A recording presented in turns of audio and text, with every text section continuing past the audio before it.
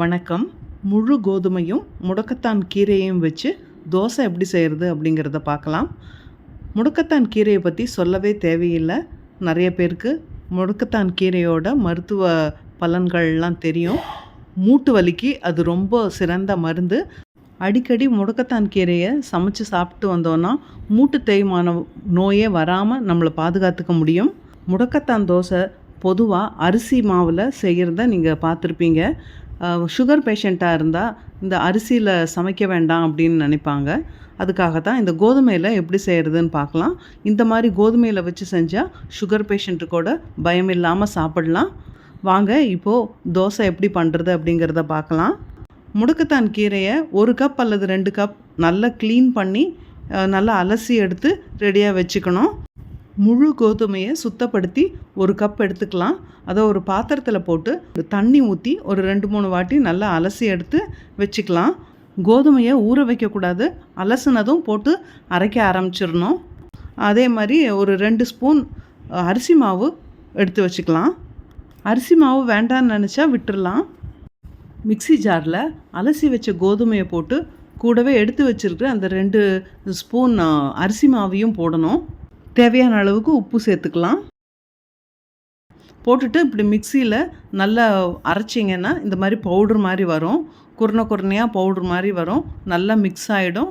நல்லா ஒரு ஸ்பூன் வச்சு அடியில் வரைக்கும் நல்லா மிக்ஸ் பண்ணி விட்டுடுங்க. அதுக்கப்புறம் 1 கப் இல்லைன்னா 1.5 கப் தண்ணி ஊற்றி கூடவே எடுத்து வச்சுருக்கிற முடக்கத்தான் கீரையும் போட்டு அரைக்கணும்.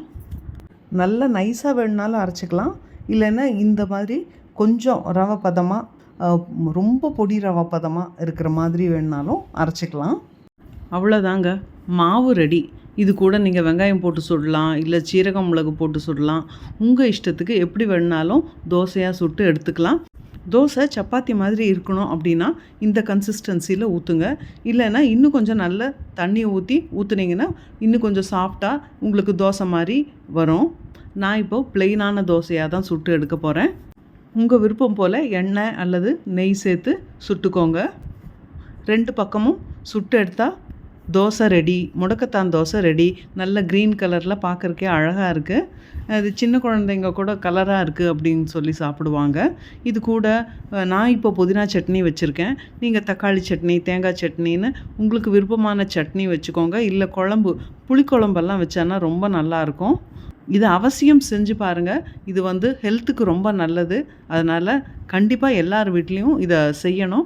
இப்போல்லாம் கீரைக்காரங்கக்கிட்டேயே இந்த முடக்கத்தான் கீரையெல்லாம் கேட்டால் எல்லோரும் கொண்டாந்து தராங்க. அதனால் உங்களுக்கு கிடைக்கலையே அப்படிங்கிற கவலை வேண்டாம். உங்கள் வீட்டில் செஞ்சு பார்த்துட்டு எப்படி இருக்குது அப்படின்னு சொல்லி சொல்லுங்கள். இந்த வீடியோ பிடிச்சிருந்ததுன்னா லைக் பண்ணி ஷேர் பண்ணுங்கள். இந்த சேனலை இப்போ தான் பார்க்க வந்திருக்கீங்க அப்படின்னா இந்த சேனலுக்கு ஒரு சப்ஸ்கிரைப் பண்ணிவிடுங்க. இந்த வீடியோவை வாட்ச் பண்ணதுக்காக உங்களுக்கு பெரிய தேங்க்ஸ்.